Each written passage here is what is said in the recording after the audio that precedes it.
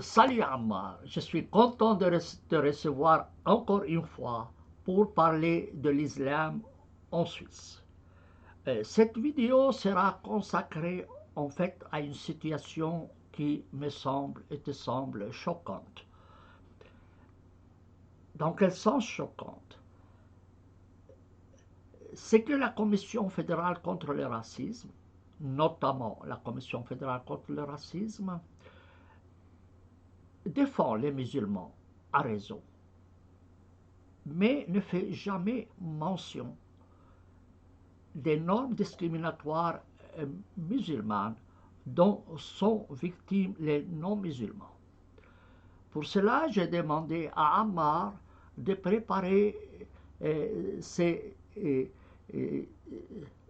séance. Il va vous présenter donc les éléments essentiels de ce qui nous semble très très choquant. Ammar, c'est à toi. Merci, cher Sami, pour cette invitation.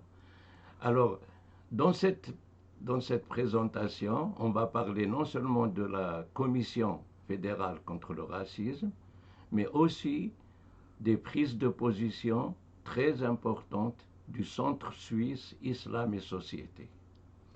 Et le fait que la lutte, le combat qu'il mène contre les discriminations, ce combat est fait à sens unique. Ils défendent à juste titre les musulmans en Suisse qui sont victimes de discrimination ou de racisme, mais malheureusement, ils gardent un silence total sur les lois à caractère raciste et discriminatoire qui frappent non seulement de l'islam. Ces lois, elles frappent non seulement les non-musulmans, mais aussi des catégories très importantes de musulmans. Ces lois sont institutionnalisées dans les pays musulmans et elles sont appliquées par les autorités consulaires des pays musulmans à des citoyens suisses à cause de leur double nationalité. Alors il nous semble à juste titre qu'il faudrait parler de ces victimes, des victimes de ces discriminations. Parce qu'on ne peut pas faire une discrimination entre les victimes des discriminations. C'est une forme de racisme que de faire une discrimination entre les victimes et de défendre que certaines victimes et d'ignorer les autres. Voilà, j'ai résumé un peu. D'accord, c'est très très bien. C'est très bien. Alors, voilà, donc c'est la première page de ta présentation. Et nous allons passer à la deuxième et tu vas nous expliquer de quoi s'agit-il, d'accord?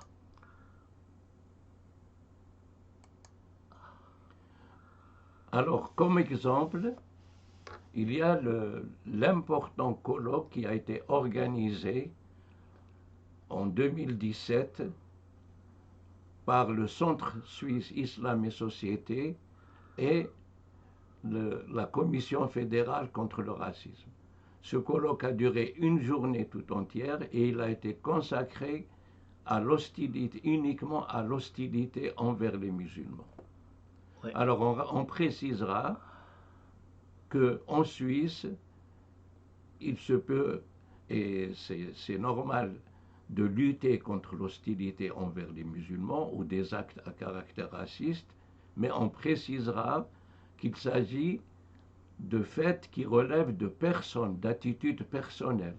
Il n'y a aucune loi, à notre connaissance, qui discrimine ou qui applique des préceptes racistes envers les musulmans. Donc ça relève des personnes, et ces personnes, on peut les juger et les traduire en justice. Par contre, plusieurs associations et des personnalités comme toi, vous avez demandé qu'il y ait aussi un colloque sur les discriminations et à caractère raciste qui sont imposées par l'islam dans les lois musulmanes. Oui, en fait, avant de passer à la page suivante, je signale la date de ce colloque qui est le 11 septembre. Et je suppose que vous connaissez la signification du 11 septembre. C'est le jour où il y a eu l'attaque, la commémoration de l'attaque contre les deux tours jumelles aux États-Unis. Et ce jour-là, on a profité pour critiquer ce qui discrimine les musulmans. Et on n'a rien dit de cette attaque qui a eu le 11 septembre. C'est un détournement de cet événement, un moyen de se présenter comme victime, au lieu de dire aussi que le 11 septembre était un fait de certains musulmans et qui ont fait plus de 3000 morts, quand même. 3000 morts, n'est-ce pas? C'est les chiffres donnés. Les chiffres donnés. Donc, de ça, on n'en a pas parlé. Et les musulmans, et ce centre-là, et la Commission fédérale contre le racisme, vient ce jour-là pour présenter les musulmans comme victimes. Alors qu'il y a aussi des normes discriminatoires musulmanes contre les non-musulmans. Et de cela... contre aussi des musulmans, des catégories de musulmans, qu'on va préciser plus loin.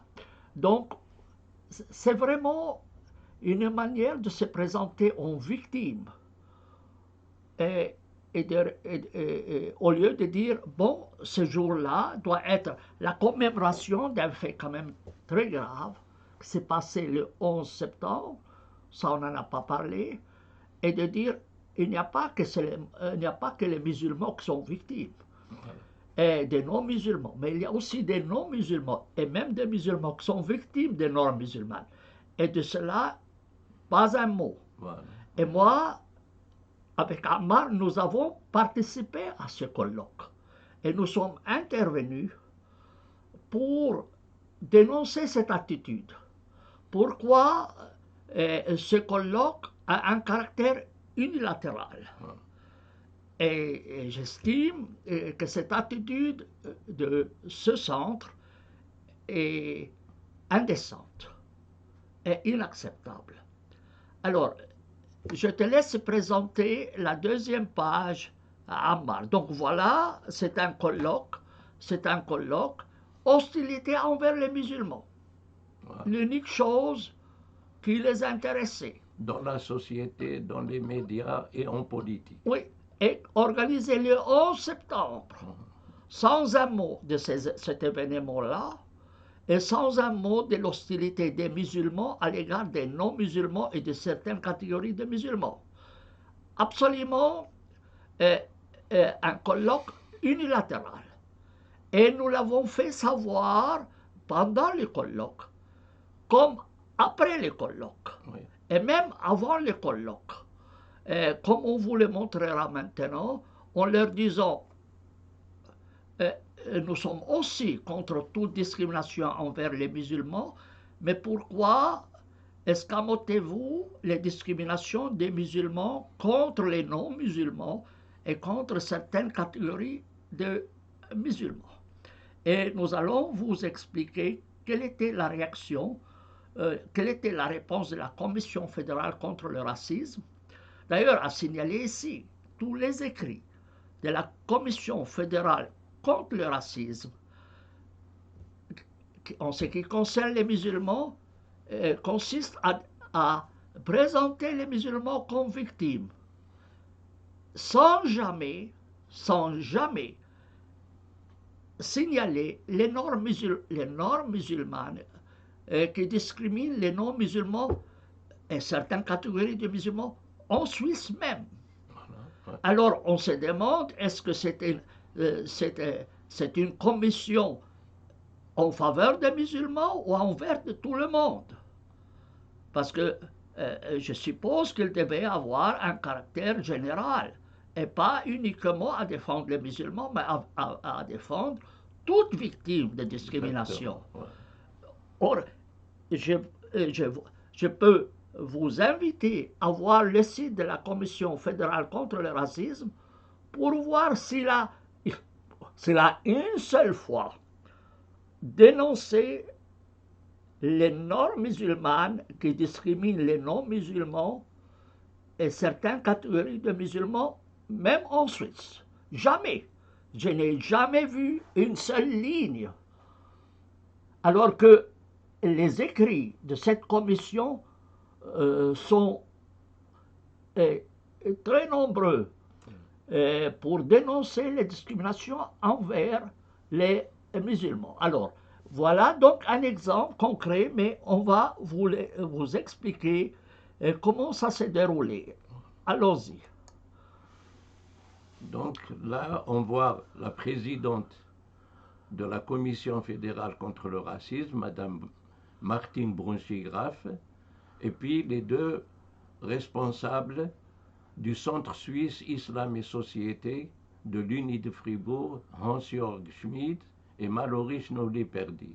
Donc nous avons parlé pendant le colloque à ces personnes pour leur signaler ce problème et leur demander d'organiser aussi un colloque et de parler des victimes des normes musulmanes.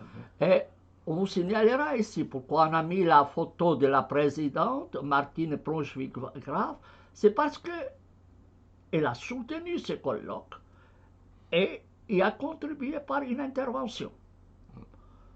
Toujours pour dénoncer les discriminations contre les musulmans, sans jamais dire un seul mot des discriminations des musulmans ou de certains musulmans à l'égard des non-musulmans et de certains musulmans. Donc on n'a pas mis sa photo juste pour le décor, mais parce qu'elle était là. Et tous les orateurs qui ont été présents, qui ont été présentés et à qui on a donné la parole, tous se sont consacrés à dénoncer les discriminations contre les musulmans sans jamais dire un mot des discriminations des musulmans contre les non-musulmans et certaines catégories de musulmans. Alors, première personne, c'est Madame Martine Brunswick, qui est la présidente de la Commission fédérale contre le racisme, et les deux autres, Hans-Jörg Schmid et Mallory Schnolli-Perdy, ce sont les deux qui ont fait été les deux grands responsables de ce centre qui ont fait leur propre intervention et qui ont mené les débats. Et on leur a posé la question pendant le colloque. Est-ce que vous allez aussi parler? Vous allez voir la réaction. Et on va continuer. Voilà, donc j'espère que vous avez bien compris. Nous ne sommes pas en faveur des discriminations contre les musulmans, bien au contraire. Mais nous condamnons les deux poids, deux mesures et le caractère incorrect de ce colloque qui défend les musulmans à juste titre, mais il ne dit jamais rien des normes musulmanes qui discriminent les non-musulmans, y compris en Suisse, et aussi certaines catégories de musulmans. Donc il faut que vous soyez clair sur ce point-là. Il ne faut pas que vous pensiez que nous défendions les discriminations contre les musulmans. Nous, on est contre toute discrimination, qu'elle soit le fait des musulmans ou des non-musulmans. Mais malheureusement, dans ce colloque, on n'a entendu qu'un seul son de cloche. Et les musulmans se sont présentés comme victimes, et eux, dans un jour commémoratif du 11 septembre, et tous les orateurs ont présenté les musulmans comme victimes, sans jamais mentionner une seule norme musulmane qui est contre les non-musulmans. C'est comme si les musulmans étaient des anges et qu'ils n'avaient rien à se faire reprocher. Et on continue. Alors, le principe de base, donc, c'est de dire que le discours islamophobe, anti-islam, même s'il se limite à critiquer l'islam en tant que religion et en tant qu'idéologie, ce discours entraîne et une cause du racisme et de la violence envers les musulmans. Donc, déjà, le discours en lui-même, il est critiqué dans le cadre de ce colloque. Par contre, si tu veux pas... Mais je vais juste préciser ici, il parlait toujours d'islamophobie. Ils n'ont jamais défini qu'est-ce que c'est l'islamophobie. Le terme, j'y étais. Ils n'ont pas défini l'islamophobie. Moi, personnellement, je fais une distinction entre l'islamophobie et musulmanophobie.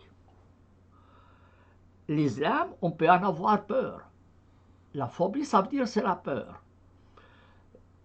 La phobie contre les araignées, des araignées, ou les claustrophobes, ou autres. Et on a le droit d'avoir peur de l'islam. On a le droit.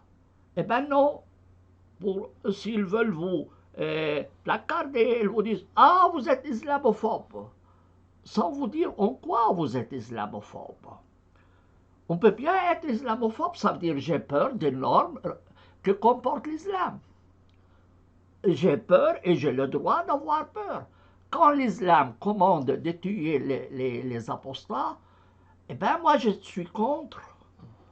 Quand l'islam, disons, demande de discriminer les non-musulmans, moi je suis contre.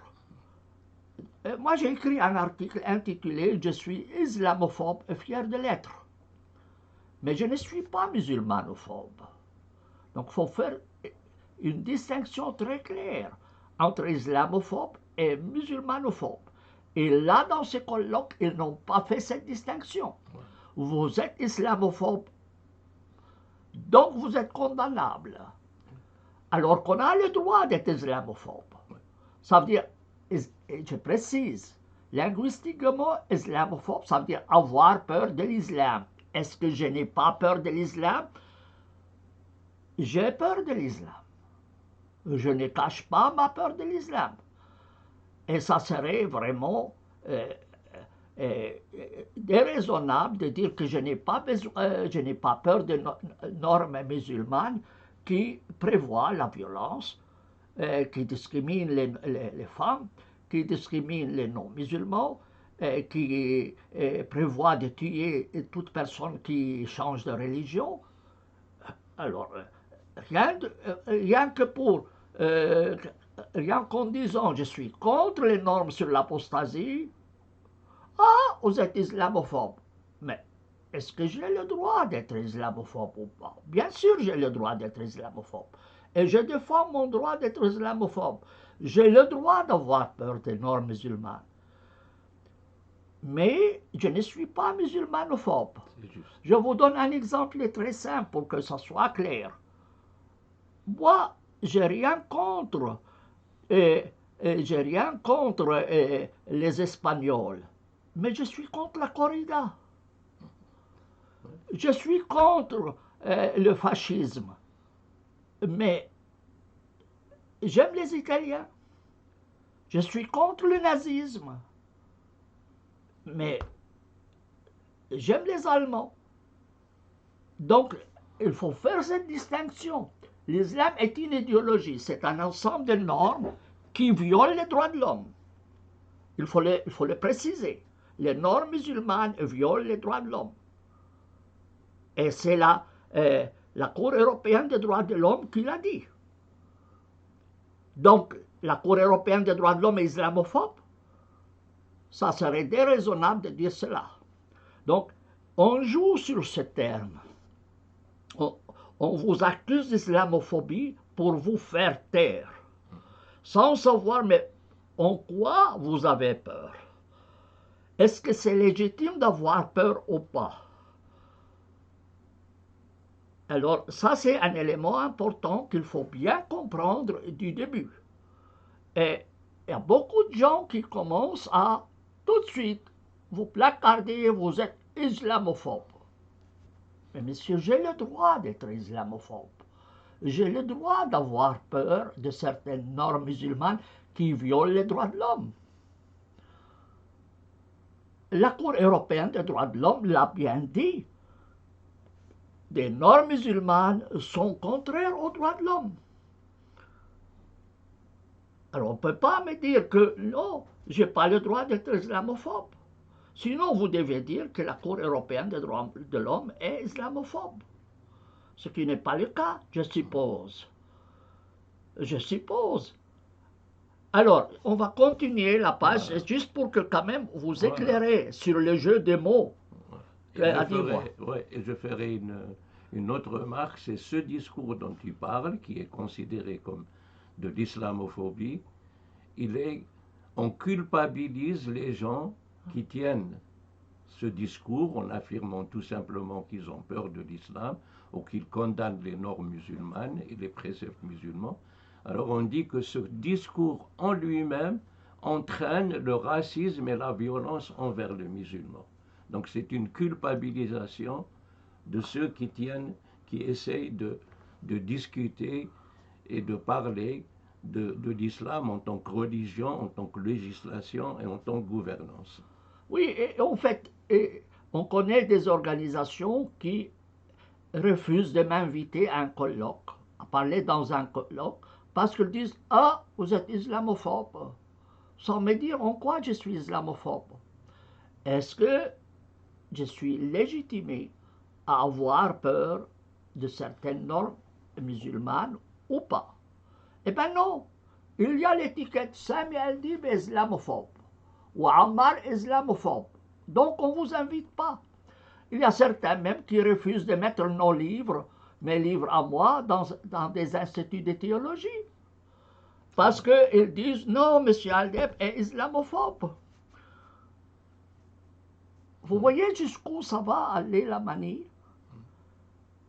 Donc on déraisonne et on placarde les gens, on les qualifie d'islamophobes pour les faire taire. Alors qu'on a le droit d'être islamophobe. Je dirais même que c'est un devoir d'être islamophobe. Seriez-vous vous-même en faveur des normes qui prévoient de tuer les apostats? Et pourtant, c'est ce qui est prescrit dans les normes musulmanes.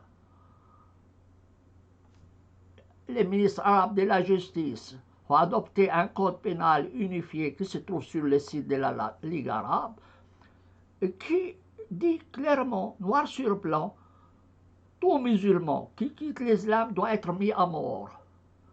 Alors si je critique cette norme, on va me dire que je suis islamophobe. Donc vous êtes pour cette norme vous-même. C'est à titre d'exemple. Une autre norme de ce code prévoit qu'en cas d'adultère, il faut lapider la femme ou l'homme. Est-ce que vous êtes en faveur de la lapidation? Et si quelqu'un vole, il faut lui couper la main. Est-ce que vous êtes en faveur de ces normes? Ben moi, je suis contre. Ah, donc vous êtes islamophobe.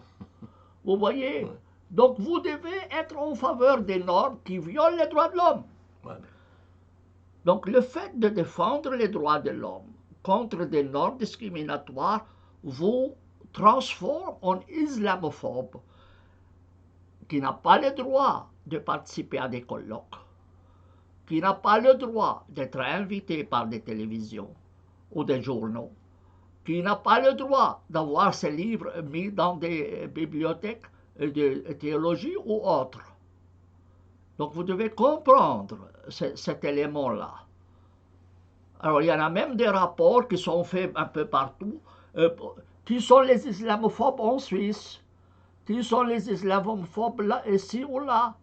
Et même aux États-Unis. Vous voyez? Et là, ça devient une folie, une véritable folie.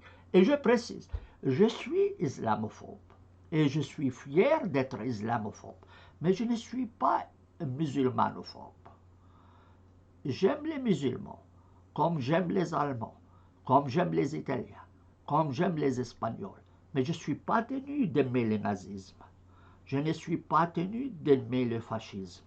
Je ne suis pas tenu d'aimer la corrida. Vous voyez? Donc, c'est ça les problèmes, mais ils ne veulent pas cette distinction. Ils ne parlent jamais de cette distinction, juste parce qu'ils veulent utiliser des slogans pour vous discréditer. Donc, méfiez-vous de ces termes. Méfiez-vous de ces termes, c'est une arme. C'est une arme pour faire taire les gens et pour interdire toute défense des droits de l'homme. Alors, Ammar, je vais vous dire, moi, tu veux ajouter quelque chose? Oui, alors je te remercie pour ces explications. Et pour aller dans ton sens, dans la diapositive suivante. Alors, on va la mettre. Voilà. On va la mettre, si tu permets. Voilà. Voilà. Quand les gens comme toi et beaucoup d'autres parlent des normes musulmanes, des appels à la haine, des appels à la violence, des discriminations qui sont enseignées dans le Coran et qui sont récitées et apprises et mémorisées dès la petite enfance, alors là, on dit que ça n'a aucun lien avec le djihad, avec les meurtres commis par les terroristes, et ainsi de suite. Donc, la logique n'est pas la même. D'un côté, on dit que le discours entraîne la violence et le racisme, et dans l'autre, on dit que le discours n'a aucun rapport avec la violence. Oui, oui. Pour ne citer que Madame Brunswick, une fois, elle a écrit un article disant « J'ai lu le Coran, j'ai rien vu comme violence ». Et je lui ai écrit, ou j'ai écrit un article en disant « Probablement, Madame Brunswick l'a lu en chinois, ou bien elle doit voir un oculiste changer ses lunettes. » Alors je me demande « Qu'est-ce qu'elle a lu ?» Et je lui ai envoyé tout de suite mon gros ouvrage sur la violence dans l'islam, pour qu'elle s'en rende compte. Eh bien, aucune réaction. Voilà. Non. Alors, il se permet dans les journaux de lâcher des mots sans aucune preuve pour dire non, non, le Coran ne comporte aucune violence. Alors que ce monsieur-là, il porte bien le Coran dans sa main, sur cette vidéo, sur cette page-là. Donc, il y a une attitude un peu spécifique chez certaines personnes. Et je me demande, combien de cours a suivi Madame Brunswick pour parler de ça? Combien? Est-ce qu'elle a vraiment lu le Coran? Est-ce qu'elle n'a fait que l'ouvrir et le fermer? Dans quelle langue elle l'a lu? Bon, mais ça m'a vraiment choqué. Ça m'a vraiment choqué. Quand je dis, non, non, le Coran ne comporte aucune violence.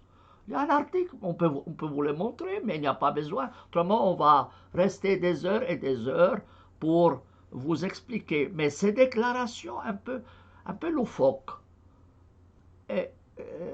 énervent et démontrent une certaine naïveté et n'amènent rien de bon pour la réflexion. Alors, tu as besoin d'ajouter quelque chose, Ammar, à cette diapositive, à la diapositive suivante. Voilà. Voilà, alors là, je te laisse, c'est le message que tu as envoyé. À la commission, à l'Institut, à ces organisateurs de ce colloque dont on a parlé. Donc avant que le colloque se réunisse, je leur ai écrit. Je vous cite ici un de ces passages. J'ai envoyé à plusieurs personnes qui font partie de cet institut et à la Commission fédérale contre le racisme. Moi, j'ai reçu l'invitation de cet institut-là et j'en ai profité pour leur écrire avant le colloque. Alors, je te laisse lire. Voilà. Voilà, mesdames, messieurs, j'ai pris connaissance du colloque sur l'hostilité envers les musulmans organisé à l'université de Fribourg le 11 septembre 2017.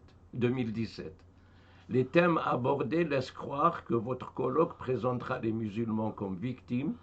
Je voudrais y participer, mais avant de m'inscrire, je souhaite savoir si vous allez aussi aborder la question de l'hostilité musulmane envers les non-musulmans. D'autre part, je souhaite savoir si vous pensez organiser un autre colloque sur ce thème. Voilà donc ce que je leur ai écrit. Excuse-moi, vas-y. Continue. Alors, il y a une autre association aussi. Alors, juste pour commenter donc ce message, eh ben, Madame Braunschweig m'a écrit en me disant on souhaite que vous participiez pour que vous voyez qu'est-ce qu'il y a dedans. Eh bien, elle savait bien ce qu'il y avait dedans puisqu'elle avait le programme. Et quand on l'a interpellé pendant le colloque, eh bien, elle n'a pas répondu à nos questions. Il n'a pas répondu à nos objections. Donc, continue, cher ami. Alors, parallèlement à ton intervention, une autre association a demandé qu'il y ait un colloque sur les normes musulmanes et sur les prescriptions à caractère discriminatoire prescrites par le Coran et institutionnalisées dans les législations des pays musulmans. Donc, on précisera qu'il y a des citoyens suisses qui sont victimes de ces prescriptions et de ces discriminations. Même s'ils habitent en Suisse, ils subissent ces discriminations à cause de leur double nationalité ou à cause de l'origine de leurs parents. Donc, c'est une association qui s'appelle ASVI, Vigilance Islam. C'est de la pétition qu'il s'agit. C'est une pétition qui a été signée par 720 personnes. 770. Ici, 770 devant mes yeux, sur le site de cette association, il indique qu'elle a été signée par 770. Que dit cette pétition? Nous allons voir.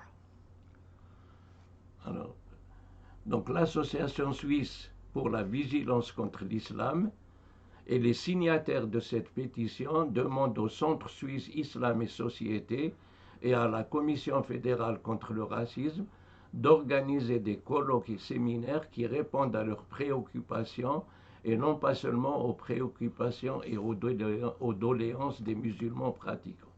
Voilà, donc c'est clair. C'est très clair, mais on va continuer. Quels sont les éléments? Oui, vas-y. Alors aujourd'hui, le Centre suisse Islam et Société et la Commission fédérale contre le racisme rédigent des rapports et organisent des événements qui traitent exclusivement des problèmes ressentis et signalés par les musulmans.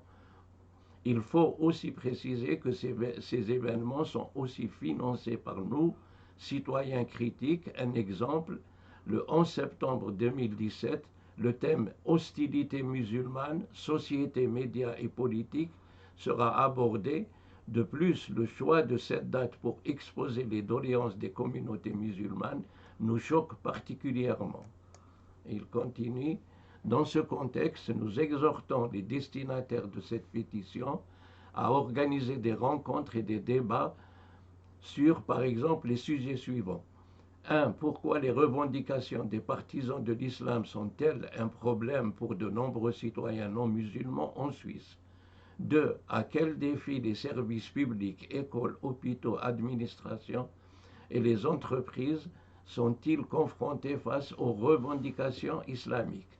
3. Le contenu du Coran et le contenu des hadiths. Comment les imams abordent-ils les questions du statut de la femme, la condamnation des autres religions, l'esclavage, l'apostasie et les châtiments corporels? Voilà, donc c'est un message, c'est une lettre, une pétition signée par 770 personnes qui a été adressée à ce centre-là, à cet institut et à la Commission fédérale contre le racisme. Que pensez-vous de la réponse de ces organismes? Qu'est-ce qu'ils ont répondu? Est-ce qu'ils ont dit oui, oui, on est d'accord avec vous, on va faire cela? On va voir. Vas-y, cher ami. Alors, réponse de la Commission fédérale contre le racisme à la pétition adressée par Vigilance Islam en date du 9 octobre 2017. Alors, attends, Ammar, ça c'est important de voir la croix suisse. La croix suisse signifie un État neutre.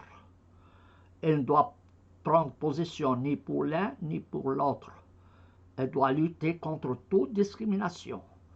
Et cette commission fédérale est instituée par la Confédération. Donc elle devait respecter le principe de la neutralité et ne pas présenter les uns comme victimes et les autres comme des bourreaux, mais de voir effectivement où sont les problèmes et comment y remédier.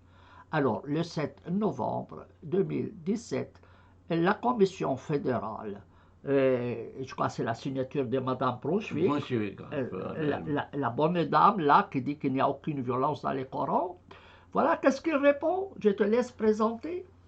Alors, la pétition adressée à notre commission par Vigilance Islam a retenu toute notre attention et nous souhaitons y répondre avec les éléments ci-dessous. L'étude et l'analyse critique des religions sont légitimes et nécessaires. La Commission fédérale contre le racisme n'a ni le mandat ni les compétences nécessaires pour réaliser cela. Alors, attends-moi un petit peu. Alors, quel est le rôle de la Commission? Alors, si elle n'a pas la compétence de faire de telles études, pourquoi elle s'accorde la compétence de défendre des gens qui se présentent comme victimes? Pourquoi? Et pourquoi elle fait une distinction entre les victimes? Les musulmans victimes et les non-musulmans victimes, on ne devrait pas distinguer entre les deux. Eh bien non. Eh bien non. Alors, reprends pour que les gens comprennent, parce que ça c'est choquant ce qu'elle écrit. Alors juste, je préciserai pour compléter ce que tu as dit, la question s'adressait sur les normes musulmanes et les lois musulmanes qui institutionnalisent les prescriptions discriminatoires mais du Coran. Moi je t'ai demandé de lire. Toi, tu désobéis facilement. Alors, il faut quand même que je te mette sur le rail de temps en temps. Alors, commence, le texte du début, ne me fait pas une histoire, hein? Voilà, ne me promène pas en bateau. Yallah, vas-y. Alors, elle constate en revanche que les universités, particulièrement celle de Fribourg avec le Centre suisse Islam et Société, celle de Lucerne avec le Centre de recherche sur les religions, et celle de Genève qui met sur pied désormais une formation pour les imams, sont à même de traiter des questions relatives au contenu et à l'interprétation des textes religieux, ceux relatifs à l'islam en particulier, avec la rigueur scientifique voulue. Alors, c'est tout ce qu'elle a dit. C'est tout ce qu'elle a dit. Ouais. Alors, non, il y a juste. Il y a quelque chose après. Non, mais juste, je vous transmets mes. Les salutations d'usage. Les salutations d'usage. Donc, nous, on leur demande, vous avez participé à un colloque où les musulmans sont présentés comme victimes, on vous demande à notre colloque parallèle. Pas que seulement vous présentez les musulmans comme victimes, mais aussi voir s'ils ont par hasard, eux aussi, s'il y a d'autres qui étaient victimes des musulmans, ou pas, ou des normes musulmanes. Eh bien non, elles passent à côté de cela. Alors, ils nous renvoient à ces instituts-là. Mais vous avez participé, vous avez même financé. Alors, vous avez aussi le droit de demander et d'adopter une position équilibrée. Oui, vous êtes victime, et on va réparer, mais vous n'êtes pas seulement des victimes, il y a d'autres qui sont vos victimes. Alors, on va continuer. Oui, juste alors pour compléter, alors qu'on lui a parlé des normes musulmanes et des lois musulmanes qui instaurent des discriminations et qui sont basées sur les préceptes du Coran et de la Sunna, elle parle de l'analyse critique des religions. On n'a pas parlé d'analyse critique de religion, on a parlé de loi, de législation. Oui. Alors là, et là, elle se dit qu'elle n'est pas compétente pour l'étude et l'analyse critique de religion. Et elle renvoie au Centre suisse Islam et Société. Nous allons montrer maintenant ce que le Centre suisse Islam et Société a répondu. Voilà, donc voilà, c'est ce centre, ce fameux centre qui est financé par la Confédération, par l'Université de Fribourg et autres organismes, et aussi, disons, soutenu par la Commission fédérale contre le racisme, comme on l'a vu. Alors, donc vous avez envoyé la pétition, et qu'est-ce qu'il répond? Alors, Allons-y. réponse du Centre suisse Islam et Société. La pétition adressée au Centre suisse Islam et Société par Vigilance Islam a retenu toute notre attention et nous souhaitons y répondre avec les éléments ci-dessous. Alors on passe à là. Oui. Alors voilà, ça commence bien. Il a retenu toute son attention. Alors je veux, attention, il a dit, oui. Alors on va voir comment il a retenu ça. On va s'attendre que oui, demain il va organiser un colloque similaire à celui qu'il a présenté en faveur des musulmans. Nous allons voir si c'est le cas ou pas. Continue. Sur la base de connaissances scientifiques et analyses du terrain, le Centre suisse Islam et Société peut construire des passerelles entre les différents groupes et positions. Deux collaboratrices du Centre suisse Islam et Société mènent des recherches sur des questions de radicalisation, idéologie extrême et leurs éléments discriminatoires, ainsi que sur des mesures de prévention et de possibles contre-discours. Dans les cours du Centre suisse Islam et Société, les questions de l'interprétation du Coran ou de la pensée politique de l'islam sont discutées dans un dialogue avec la philosophie moderne et les sciences sociales contemporaines. Là aussi, les sujets les plus controversés comme les relations interreligieuses ou les questions de genre abordées. Ainsi, le CCS contribue à la cohésion sociale dans un contexte pluriel. Voilà, donc Continue. le Centre suisse Islam et Société reste toujours ouvert à différentes propositions des acteurs sociétaux et les prend très au sérieux, mais il développe ses programmes sur la base de ses propres compétences scientifiques et dans le cadre de la liberté académique. Voilà, enfin, la montagne a couché d'une souris. Ce qu'on lui demande, c'est d'organiser un colloque similaire au colloque qu'il a organisé en faveur des musulmans. Et qu'on entende l'autre son de cloche. Ça, il ne répond pas. Non. Il ne répond pas.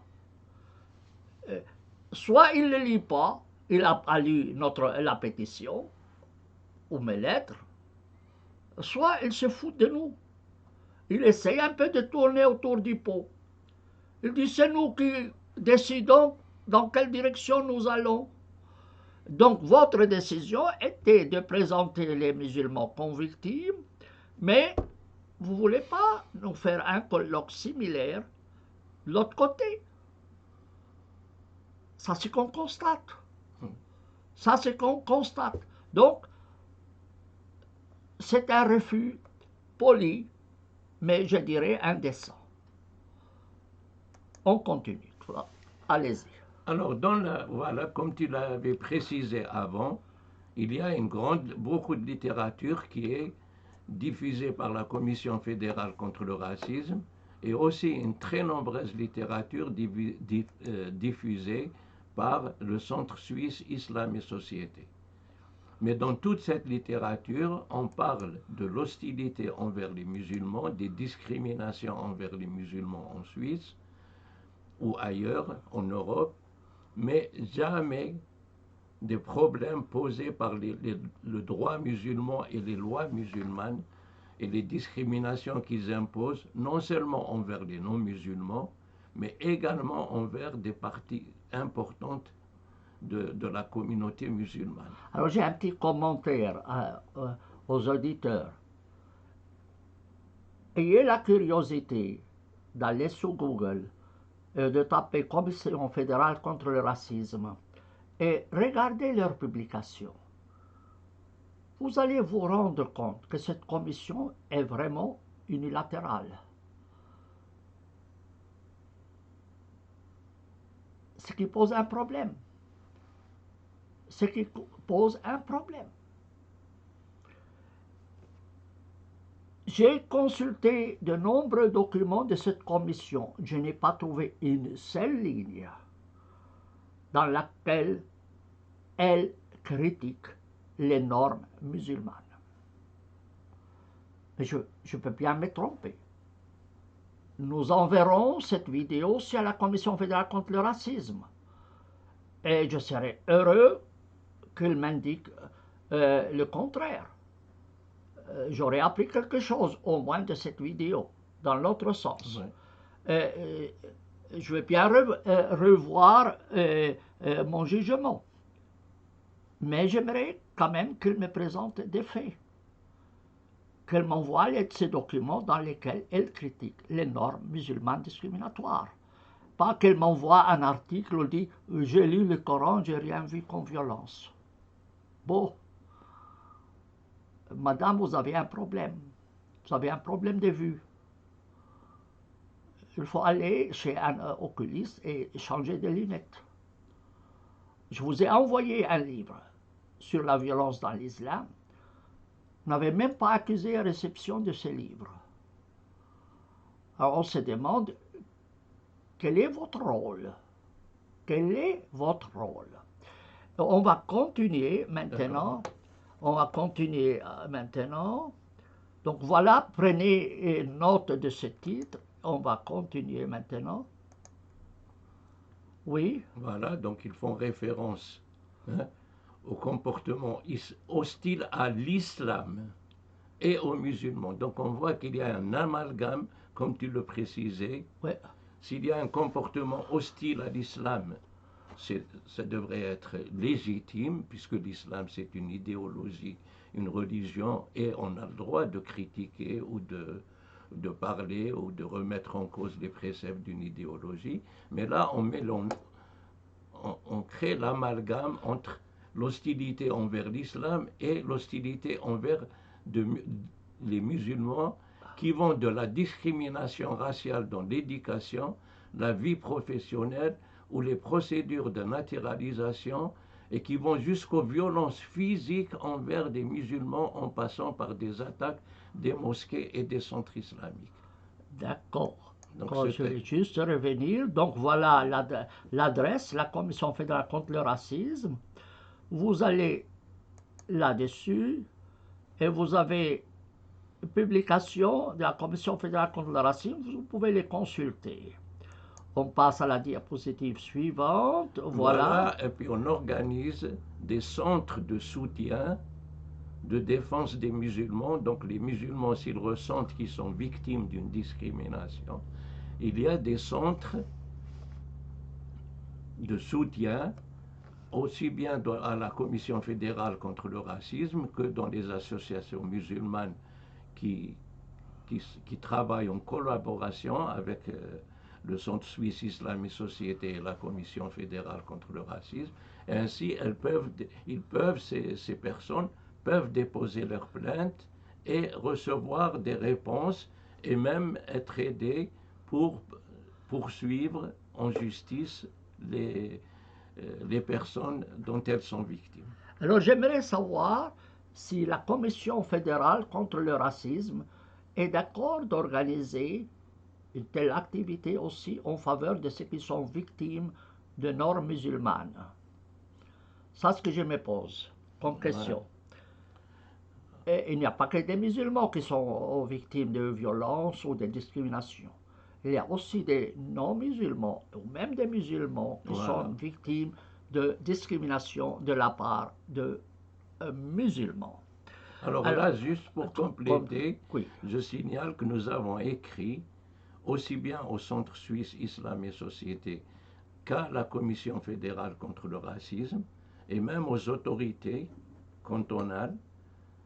Nous avons envoyé des documentations sur les discriminations imposées à la femme musulmane par les lois musulmanes, ou l'exemple des enfants nés hors mariage nous avons donné les détails, nous avons expliqué les conséquences de ces discriminations sur des personnes vivant en Suisse, Oui. et nous n'avons reçu aucune réponse. Vous avez un seul tort, vous n'êtes pas musulman.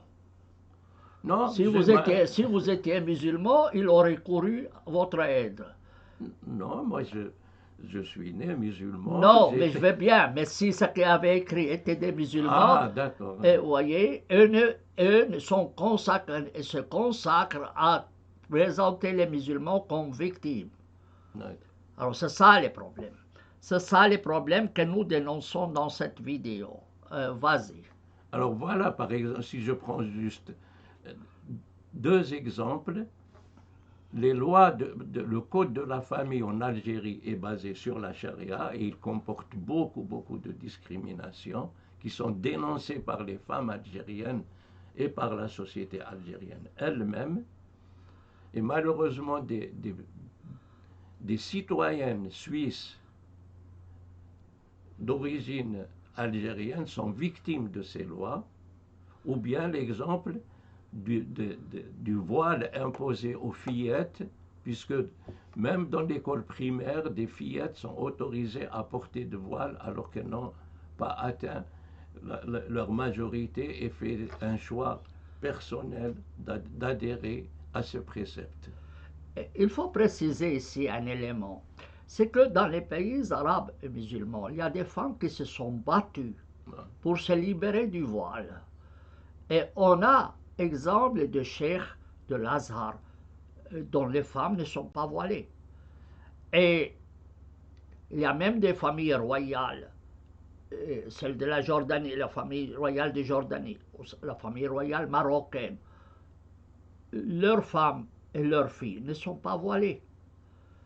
Et il y a un combat continuel dans les pays arabes là pour émanciper les femmes. Parce que le voile, après tout, ce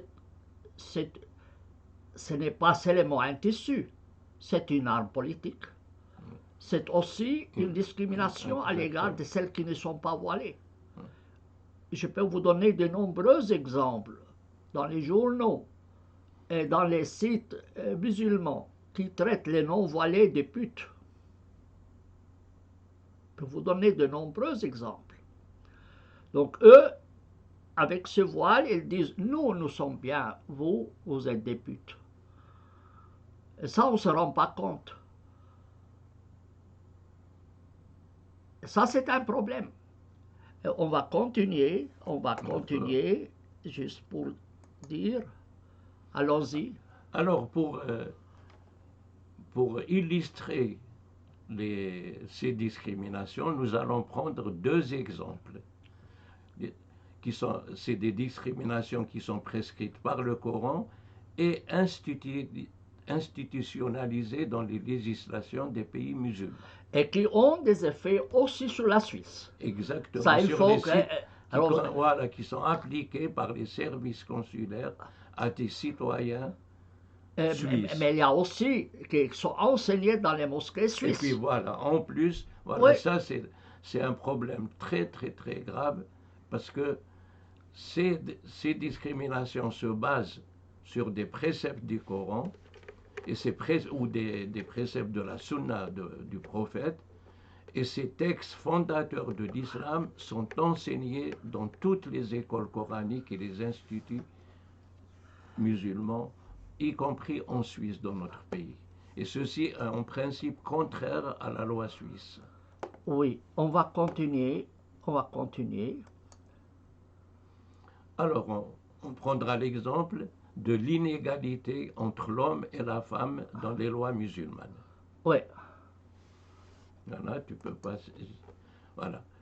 On peut illustrer ça par le droit à la polygamie, hein, ouais, qui est reconnu dans le Coran et qui est pratiqué et qui est légitimé par les législations musulmanes, même si ces législations ajoutent aujourd'hui quelques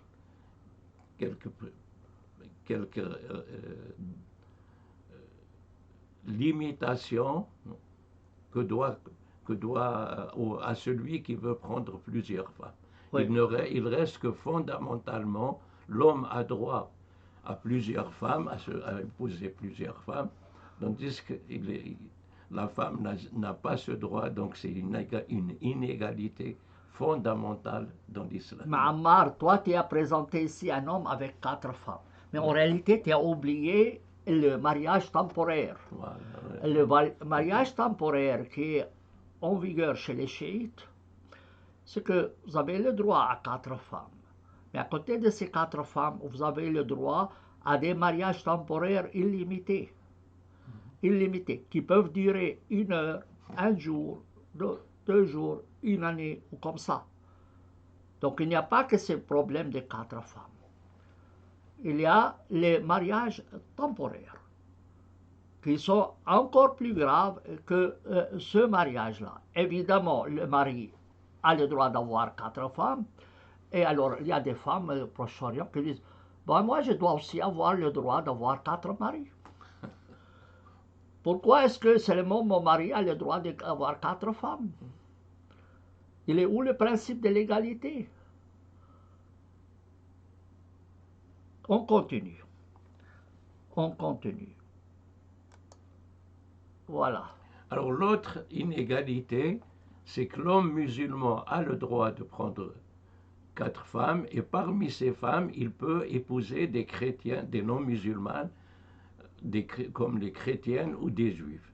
Par contre, la femme musulmane, en accord avec le verset du Coran, si tu peux remettre juste la précédente. Oui. Voilà. Donc le verset du Coran, il précise que les femmes ne sont pas licites pour les non-musulmans et que les non-musulmans ne sont pas licites pour elles. À partir de là, il est interdit à la femme musulmane d'épouser un non-musulman. Tu peux passer alors. Oui. Voilà. Donc on voit une inégalité flagrante entre l'homme musulman qui a droit à plusieurs femmes, même de religions différentes, et la femme musulmane qui n'a pas ce droit. Par exemple, si moi, chrétien, je veux épouser une musulmane, je ne peux pas le faire. Et je dois me convertir à l'islam. Voilà. Même en Suisse. Y compris en Suisse. Oui. Sinon, je risque d'avoir des problèmes avec la famille de la femme. Voilà. Et en Suisse, moi, je peux parler de cet exemple, les filles musulmanes, d'origine musulmane, si le père est musulman, le consulat et les ambassades des pays musulmans considèrent qu'elles sont automatiquement musulmanes. Et si elles se marient avec un non-musulman, elles ne reçoivent pas la reconnaissance de ce mariage dans leur passeport. Oui. Moi, j'ai visité le Maroc, le ministère de Justice, sur le mur de l'ambassade, du ministère de Justice, c'est écrit « Condition du mariage d'un étranger avec une Marocaine ». Il y avait 2 conditions. Première condition, il doit amener un certificat qu'il est devenu musulman, une attestation qu'il est devenu. Deuxièmement, il doit se faire circoncire. Ah oui. Je l'ai vu moi-même. Alors c'est un document officiel. Ah non, si jamais un musulman, un Européen se présente avec une Marocaine, première question, est-ce que tu es devenu musulman? Non. Alors tu n'as pas le droit. Si par contre, un musulman, une occidentale chrétienne veut épouser un Marocain, eh bien, elle peut le faire. On prend, on ne donne pas. Et ça, c'est de la discrimination. Et on verra que cela est contraire au droit suisse. Voilà, et que c'est contraire à la Déclaration universelle des droits de l'homme. Et que cela est enseigné dans les mosquées suisses. Exactement. Oui. Alors ça, c'est un problème. Ça, c'est un sacré problème. Vous voyez? Donc ça ne se limite pas seulement aux pays musulmans. Continue. Alors, en plus, lorsque le musulman épouse une non-musulmane, celle-ci, elle a le droit de garder sa religion pour elle, mais par contre, les enfants doivent être élevés dans l'islam. Et là, ces illustrations de sites musulmans en Europe, elles montrent bien que les enfants, la femme, doit élever les enfants, qu'ils apprennent le Coran dès la petite enfance, qu'ils commencent la prière dès l'enfance, et on voit même que le voile concerne la petite enfance. Mais il faut savoir ici qu'en droit suisse, en cas de mariage mixte, c'est les deux époux qui doivent décider de l'éducation religieuse des enfants. Les musulmans n'admettent pas ce principe en général et les normes musulmanes interdisent cela et les lois des pays musulmans interdisent cela. Si un membre de la famille est musulman, les enfants doivent catégoriquement être éduqués dans la religion musulmane et ils peuvent en aucune manière changer de religion. Ils n'ont en aucune manière, quand ils deviendront adultes, pas question qu'ils changent. Pas question qu'ils changent. Il y a même une caricature, que j'ai lue sur Facebook. Un homme écrit: moi, j'ai décidé avec ma femme qu'on laissera la liberté religieuse à nos enfants jusqu'à l'âge de 16 ans. S'ils choisissent autre chose que l'islam, on lui coupe la tête. Comme ça. C'était publié sur Facebook. Ouais. Et malheureusement, ces discriminations, elles concernent des citoyennes suisses. Oui, mais la Commission fédérale contre le racisme n'en a cure. Elle s'en fout. Elle s'en fout. Ce qui les concerne, c'est seulement comment montrer que les musulmans sont victimes. C'est tout. On continue. Alors voilà un exemple de mosquée, la mosquée de Lausanne, qui enseigne sur son site que la musulmane n'a pas le droit de se marier à un non-musulman. On va le voir. Voilà. Il est interdit, donc il cite le Coran, donc il est interdit aux non-musulmans d'épouser une musulmane. Pour que le mariage soit valide, il faut que l'époux soit musulman pour la musulmane. Donc voilà une institution, on n'est pas en Arabie Saoudite, on est à Lausanne. Et cette institution vient enseigner en Suisse les normes contraires au droit suisse et aux droits de l'homme. Si je dénonce cela, on va me traiter d'islamophobe. Et puis il précise, en effet, il n'est pas permis à un mécréant d'épouser une musulmane, qu'il fasse partie des gens du livre ou qu'il n'en fasse pas partie, en raison de la parole d'Allah. Et il cite le verset du Coran qui interdit, qui dit que les musulmanes ne sont pas licites. Donc ce qui est clair de ce passage, c'est que les mosquées de Lausanne considèrent le Coran au-dessus des lois suisses. Et les autorités suisses laissent faire cela dans des mosquées sur territoire suisse. C'est ça le problème grave. Ça se déroule à Lausanne. Ils enseignent des choses qui sont contraires au droit suisse et à la Déclaration universelle des droits de l'homme. Que cela se fasse en Arabie Saoudite, et encore, fermez les yeux, mais que cela se passe en Suisse. C'est ça qui est grave. Et ça c'est écrit noir sur blanc, n'importe qui peut le lire.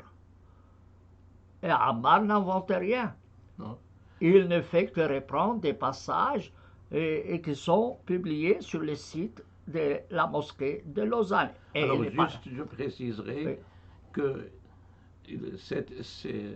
ce site a été, que la mosquée de Lausanne a été dénoncée publiquement aux autorités vaudoises par un avocat, et ils ont posé la question à la mosquée de Lausanne, et elle a répondu qu'en fait, c'est pas elle qui écrivait ça, qu'elle mettait juste le lien avec un site musulman situé en dehors de Suisse. Mais c'est égal. Alors voilà. Mais c'est et égal. Ils ont enlevé, voilà. Ils ont enlevé cela. Ils ont enlevé Ah, cela. donc à la suite de la dénonciation, Ouais. mais elle met toujours un lien à l'autre site. Non, ils ont enlevé le lien. Alors, Voilà. très bien. Mais par contre, oui.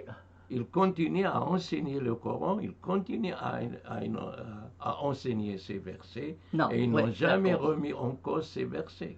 Oui, donc à la suite d'une dénonciation, donc ils prouvent qu'il y avait ce texte. En les supprimant, ils prouvent. Mais est-ce qu'ils ont renoncé à ça? Quelle est leur position? Non, ça, Quelle est leur position? Ça, c'est que ça suffit pas qu'ils l'aient supprimé et de leur site. Il faut savoir s'ils l'ont supprimé de leur tête et du et de Coran, leurs adhérents et de l'enseignement du et Coran. de l'enseignement sur territoire suisse. Voilà. C'est ça ce qu'on aimerait savoir. Qu'ils le mettent sur leur site ou pas, c'est égal, mais on connaît les normes musulmanes. Elles sont enseignées partout. Mais on aimerait savoir, est-ce qu'ils enseignent cela dans les mosquées suisses ou pas? On attend une réponse de leur part, puisqu'on va l'envoyer aux uns aux autres. Continue. Voilà. Et même le fait, la mixité, elle est dénoncée par ce principe. Présente les choses. Donc, non, je m'excuse, là j'ai fait une erreur. Je parlais de la diapositive suivante. Sur cette diapositive. Attends, je peux revenir à la précédente. Oui, dis-moi. Non, la suivante. Tu veux la suivante. Ah, Voilà. la suivante après. Voilà. Alors là, il précise les conditions de validité du contrat de mariage. Est-ce que ce texte a disparu aussi? Ils ont enlevé le lien, ce qui fait que ce texte, il existe toujours si on va sur le site auquel il faisait le lien, Oui. mais le lien n'est plus sur le site de la mosquée de Lausanne. D'accord. Mais D'accord. le texte est resté sur le site d'origine. Sur le site d'origine, Voilà. mais qui n'est pas en Suisse. Qui diffuse depuis l'extérieur de la Suisse. Oui, d'accord. Et donc ce texte existait Voilà, sur le site de la mosquée de Lausanne, qui a été supprimé à la suite d'une dénonciation, ce qui est une bonne chose, mais ce qu'on aimerait savoir, quelle est leur position face à ces dispositions-là, puisqu'ils les ont mis. Ça veut dire qu'ils étaient d'accord. Voilà, alors là, il n'y a pas eu de réponse sur cette question. Justement, on aimerait leur poser la question sur les préceptes de ce qu'ils diffusaient, Ouais. s'ils ont renoncé à ces préceptes et s'ils les condamnent. Oui. Par exemple, là, il montre le tuteur de la femme. Ouais. Le premier, c'est le père, s'il est musulman. Ouais. Sinon, c'est le grand-père paternel. Donc, si un musulman se convertit, il n'est plus considéré comme tuteur. Tu vois, Ah. hein? Ouais. Sinon, le frère du même père ou de même mère, sinon le frère, etc. Donc, la musulmane, il doit y avoir un tuteur pour valider son mariage. Oui, et le mariage ne se fait pas par décision personnelle de la femme. Il faut qu'elle soit accompagnée de l'autorisation du tuteur. Et que ce tuteur soit musulman. Et que les témoins, les 4 témoins doivent être également musulmans. D'accord? Ouais. Et il précise que l'époux soit musulman pour la musulmane. Oui, et recommence sur ce problème-là. Et ils redisent qu'en effet, le non-musulman, il est qualifié de mécréant et qu'il ne peut pas épouser une musulmane. Voilà ce qui nous rassure. On continue. Alors, comme tu l'as précisé... Nous avons dit que ces normes musulmanes sont contraires aux droits de l'homme. Et l'article 16 dit, à partir de l'âge nubile, à partir de l'âge nubile, l'homme et la femme, sans aucune restriction quant à la race, la nationalité, la religion, ont le droit de se marier et de fonder une famille. Ils ont des droits égaux au regard du mariage, durant le mariage et lors de sa dissolution. Le mariage ne peut être conclu qu'avec le libre et plein consentement des futurs époux. La famille est l'élément naturel et fondamental de la société et a droit à la protection de la société et de l'État. Voilà. Les normes islamiques sont contraires à ces normes. C'est clair et net. C'est la Déclaration universelle des droits de l'homme. Et en plus, quand les pays arabes ont été ceux qui ont participé à cette déclaration et aussi aux conventions ultérieures. Quand il s'agissait de confirmer ce principe, on dit non, non, non, nous ne les acceptons pas, parce que c'est contraire au droit musulman. Alors, ils ont énoncé des réserves, comme ils l'appellent. Ça veut dire, nous n'acceptons pas cela. Pourquoi? Parce que c'est contraire au droit musulman. Ouais. Et la Constitution suisse, elle dit, le droit au mariage et à la famille est garanti. En fait, il y avait un article de la Constitution de 1874 dont le contenu reste toujours valide, puisque le premier est l'article 14 de la Constitution de 2000 ne fait que résumer certaines normes sans, évidemment, éliminer les normes précédentes. L'article 58, il disait clairement de 1874, le droit au mariage est placé sous la protection de la Confédération. Aucun empêchement au mariage ne peut être fondé sur des motifs confessionnels, sur l'indigence de l'un ou de l'autre des époux, sur leur conduite ou sur quelque autre motif que ce soit. Ce qui nous intéresse, aucun empêchement au mariage ne peut être fondé sur des motifs confessionnels. On a supprimé cet article, on l'a remplacé par un article unique, le droit au mariage et à la famille est garanti. Mais la Suisse, elle adhère aux conventions de droits de l'homme qui, elle, consacre l'article 16 de la Déclaration universelle qui dit à partir de l'âge nubile, l'homme et la femme, sans aucune restriction, contre la race, la nationalité ou la religion, ont le droit de se marier et de fonder une famille. Ils ont des droits égaux au regard du mariage, durant le mariage et lors de sa dissolution. Je crois que c'était la dernière vidéo, diapositive. Non, on va voir s'il y a d'autres. Voilà. Allons-y. Oui, là, c'est le site. Il condamnait même la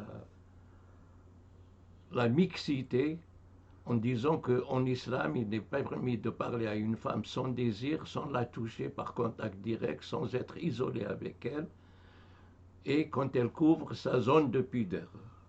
Donc ça, ouais, on peut passer, c'est juste que oui, l'enseignement va encore plus loin. Et puis, comme tu l'as précisé, en fait, l'inégalité, elle concerne oui, la femme musulmane, mais elle concerne aussi l'homme non musulman, oui, qui lui a le droit, doit donner ses femmes, comme il ne peut pas empêcher un musulman d'épouser ses femmes, les femmes chrétiennes ou juives, mais par contre, lui, il est exclu, il ne peut pas épouser une musulmane. Oui, je crois qu'on termine là. Non, alors, allons-y. Voilà, juste des associations musulmanes. Ah oui, d'accord. Qui sont soutenues et qui sont partenaires du Centre suisse Islam et Société, diffusent cet enseignement de la charia et le justifient. Le justifie. On prendra l'exemple de Frislam, qui est un partenaire du Centre suisse Islam et Société. Alors, sur son site, il organise des cours sur la charia, donc dans le cadre d'une introduction aux sciences religieuses. Le cours concerne la charia en tant que loi divine. Alors, on peut voir ce cours qui figure sur leur site. On voit que les musulmanes, les femmes sont séparées des hommes pendant dans le cadre de ce cours.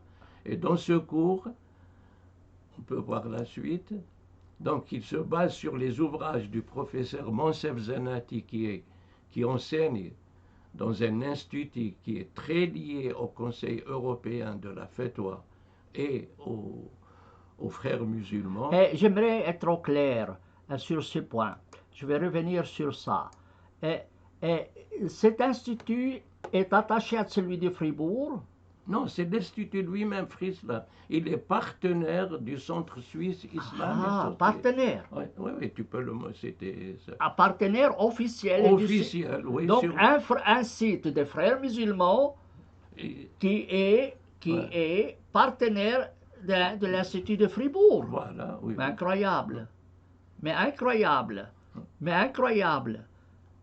Alors que les frères musulmans sont considérés dans de nombreux pays comme organisations terroristes et interdites. Alors eux, ils ne se disent pas frères musulmans, mais leur enseignement Et basé est sur des basé sur les documents documents de des leur... frères musulmans. Bon, voilà. Oui, Alors dans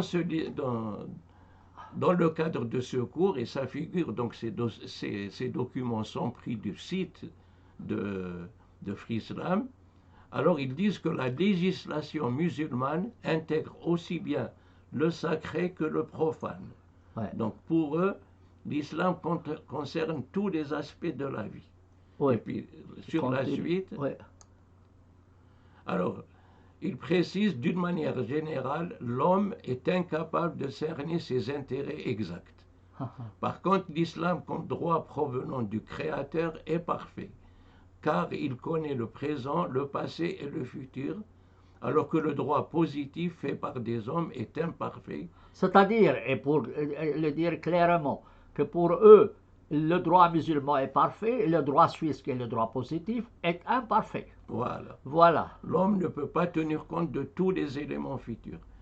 Alors, ces règles de l'islam, elles s'appliquent ainsi à tous les domaines, non seulement religieux, mais aussi les domaines non religieux.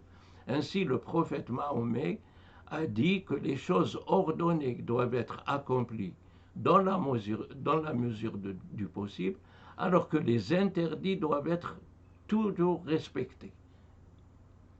La classification des intérêts est déduite des intérêts par les savants. Et puis, il cite Ibn Qayyim, la législation selon la charia est juste dans sa totalité, miséricorde dans sa totalité, bénéfique dans sa totalité.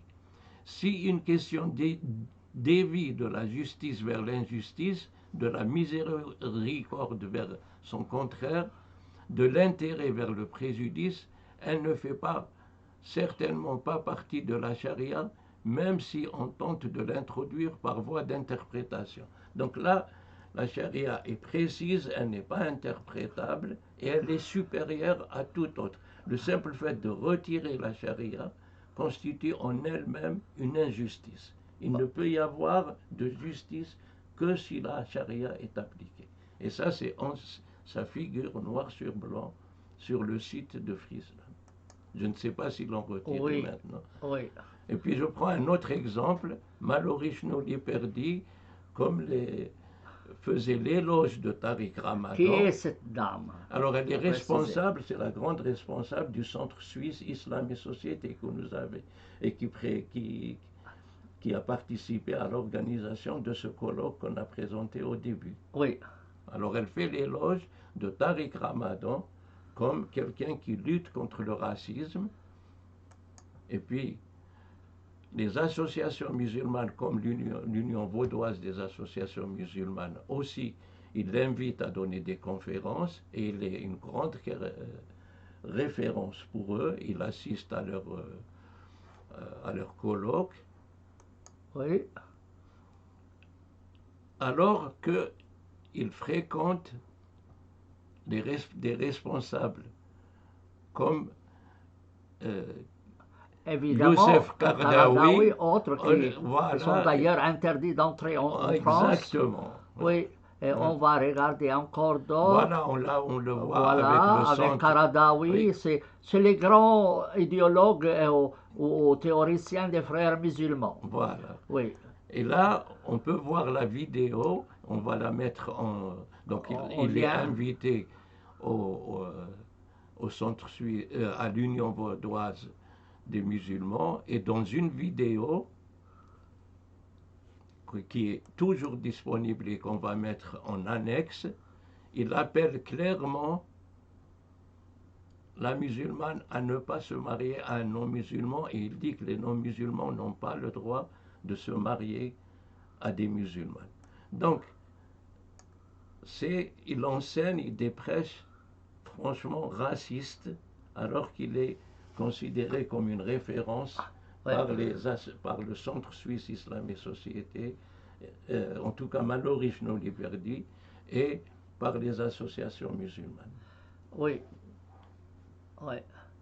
Alors on peut arrêter la Mais vidéo. non, non, on continue, je crois qu'il n'en reste pas beaucoup, mais Voilà. il y a un autre sujet, c'est celui des enfants qu'on ne peut pas adopter. Oui. L'islam interdit l'adoption des enfants. Il institue une autre institution qui s'appelle la kafala, ça veut dire la tutelle, la prise en charge, mais qui ne garantit pas les droits matériels en ce qui concerne surtout la succession, et ne crée pas de liens de parenté. Voilà. Et cela dérive d'une histoire de Mahomet très drôle où il avait un fils adoptif qui s'est marié avec une femme, et puis la femme lui plaisait, et il a dit bon, l'adoption dans tous les cas est interdite. Il a annulé l'adoption. Et le pauvre monsieur, le fils adoptif, il a dû divorcer de sa femme. Et sa femme a épousé Mahomet, ou Mahomet a épousé sa femme. Par conséquent, il y a des milliers et des milliers d'enfants qui sont abandonnés dans les pays musulmans. Moi, j'ai lisé des chiffres l'autre jour effarants. 400 000 enfants sont abandonnés annuellement en Égypte. 400 000. Et en Tunisie, j'ai lu d'autres chiffres, que chaque heure de la journée, il y a un enfant, ou à chaque jour, mais en tout cas, chaque heure de la journée, il y a un enfant qui est abandonné. Et ces enfants, malheureusement, ne peuvent pas être adoptés. Alors qu'on aurait pu les sauver. Alors, ça crée des problèmes pour ces enfants. Et ils n'ont pas de lien de parenté. Et tu prends un enfant, je connais un cas particulier sur lequel j'ai travaillé. Je crois que c'était une Suissesse qui avait épousé un Algérien. Lui, il avait accueilli une fille. Et la bonne femme suisse s'en occupait comme si c'était sa fille. Mais quand la petite fille sous tutelle a grandi, le mari a trouvé qu'elle est assez belle. Elle a divorcé la Suissesse et elle a épousé sa fille adoptive. Et la pauvre femme suisse, elle s'est dit, mais bon, moi je ne savais pas que j'ai élevé dans ma maison une concurrente. Mais c'est la conséquence. C'est la conséquence de telles normes. Mais ce qui est le plus inquiétant surtout, c'est les milliers et des milliers d'enfants qui sont abandonnés. Et qui cherchent cherchent un toit, une famille. Il ne trouve pas. Il ne trouve pas.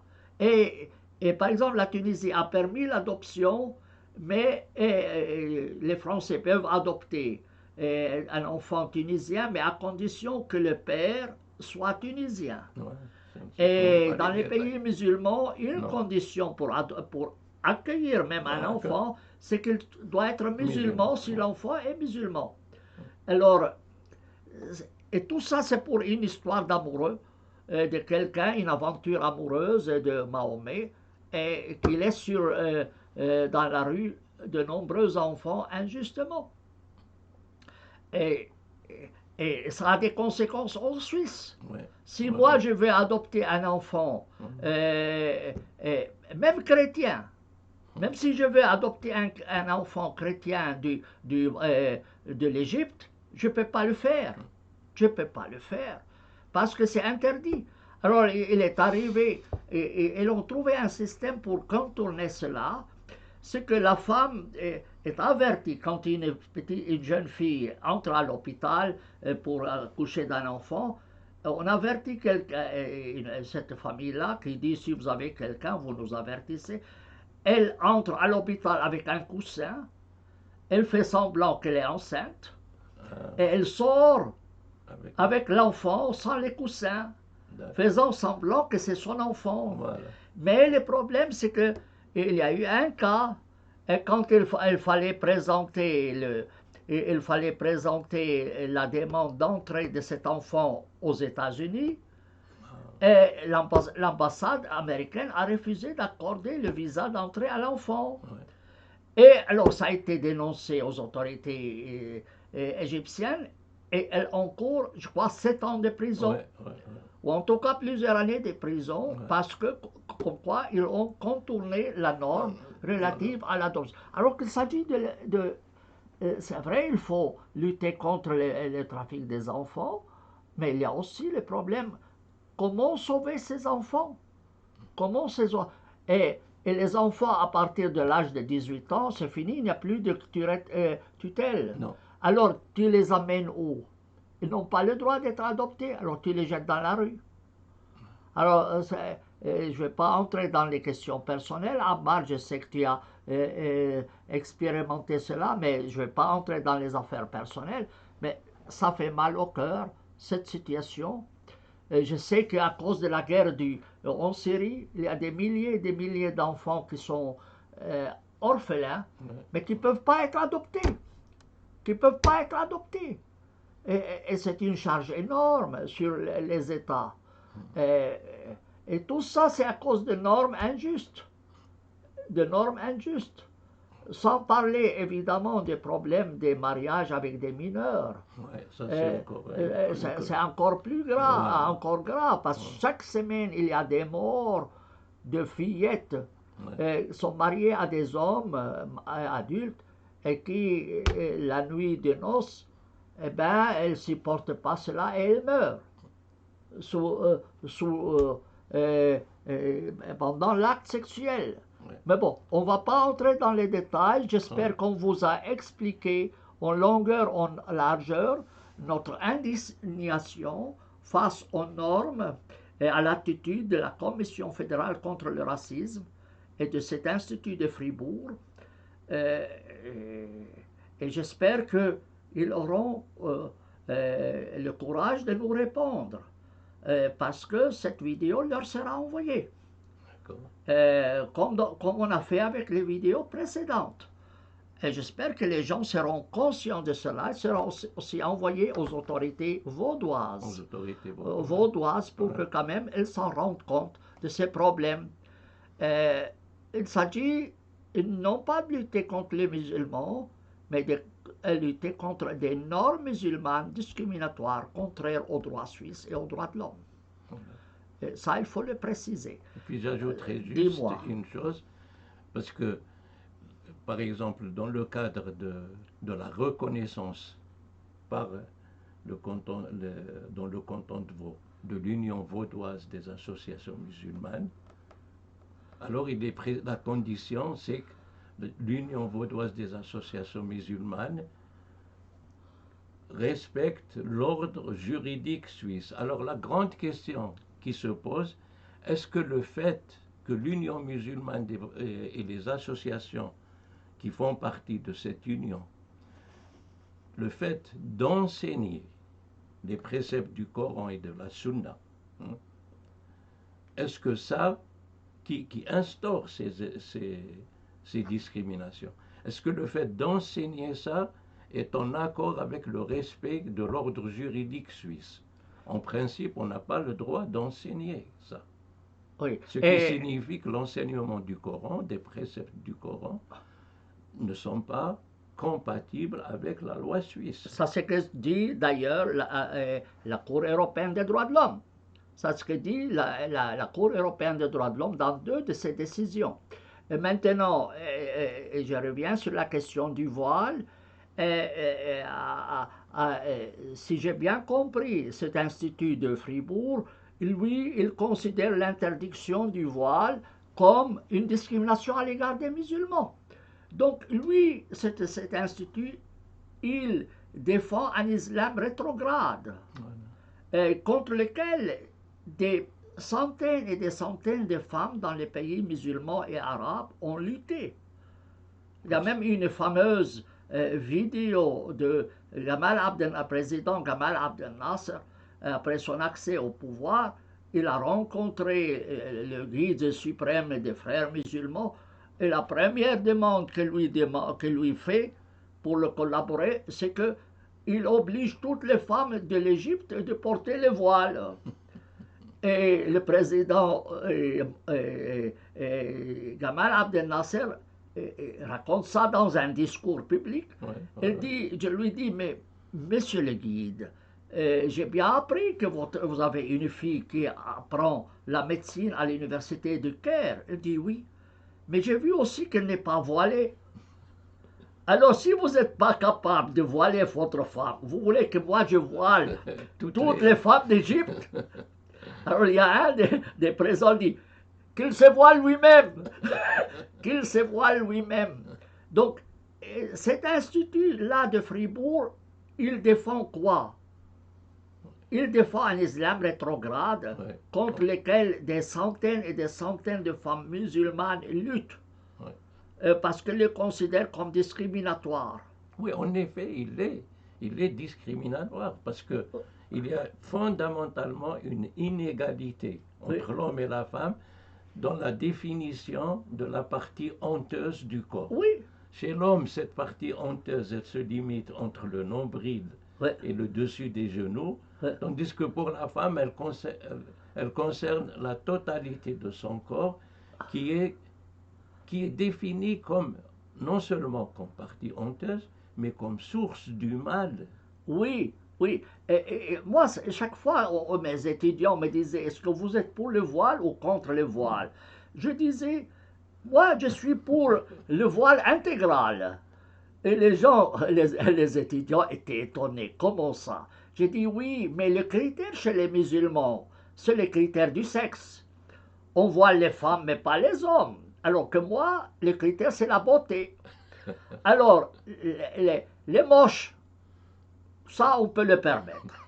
Hommes et femmes. C'est ta conception. Oui, mais je dis ça, c'est ma conception. Je dis ça à mes étudiants. Mais une femme belle ou un homme beau, qu'il se voile, non.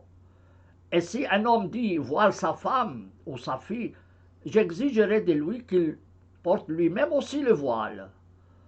Le Coran lui dit lui-même, comment pouvez-vous demander des choses que vous n'appliquez pas?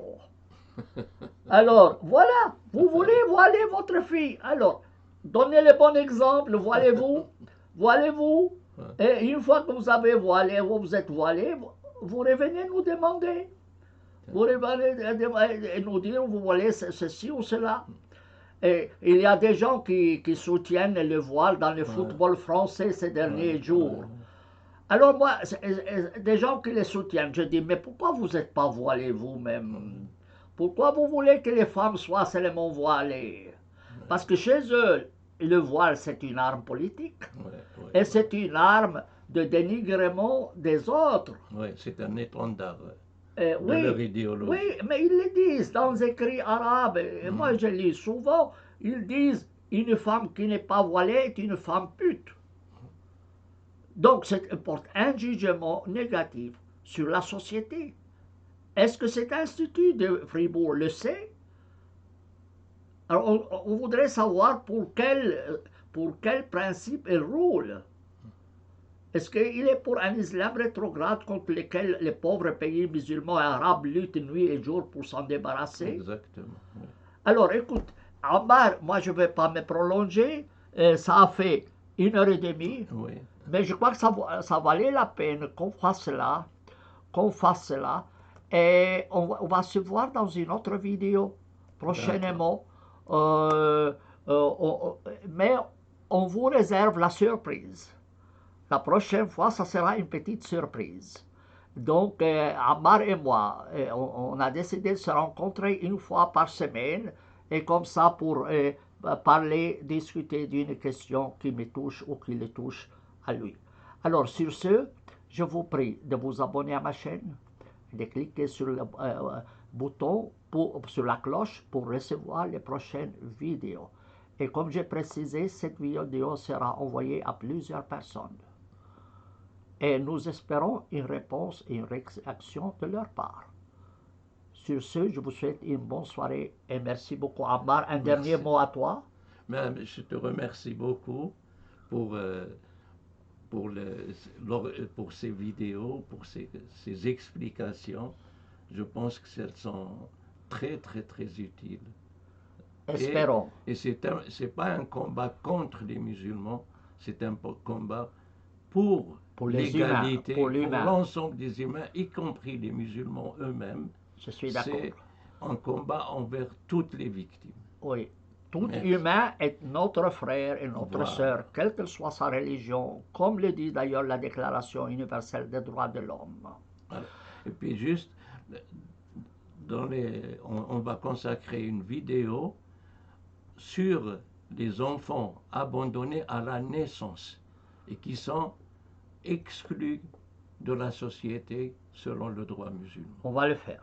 Et l'autre, ça concerne le mariage des mineurs dans l'islam, D'accord. le fait qu'ils soient légitimés Ouais. et le fait que des migrants arrivent avec des femmes mineures. Mais on t'a dit qu'on va les faire des surprises. Maintenant, il n'y a Ah, plus de d'accord. surprises. Alors, Tu m'as trahi là, Ammar. Mais Alors, m'excuse. c'est pas correct de ta part. Tu aurais dû me dire qu'est-ce que tu allais me dire, mais je ne pouvais pas lire dans ta pensée. Ah, tu es bavard, hein? Si on t'arrête pas, tu n'arrêtes pas. Alors, écoute, Ammar, sur ce, je t'arrête. Et puis, je te souhaite une belle soirée et je souhaite à tous mes auditeurs une bonne soirée et à la prochaine. Au revoir.